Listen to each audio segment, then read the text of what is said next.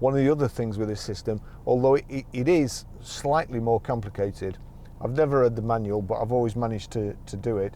If you go to your iTunes, you'll see there, if you click the red triangle with the 3 red circles, Mercedes Benz Bluetooth. So that's already ticked. If for any reason it's not and your iPhone's ticked there, just touch it, go back, and then when I turn this up, that's it playing through the system. Little dog there wants to get in on my video.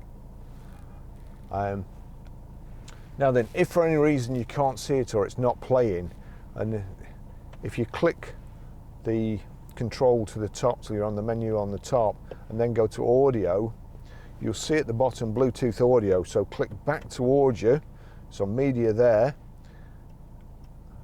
BT audio, Bluetooth audio device list. You can change, it may be on somebody else's phone, so you can change it back to your phone there.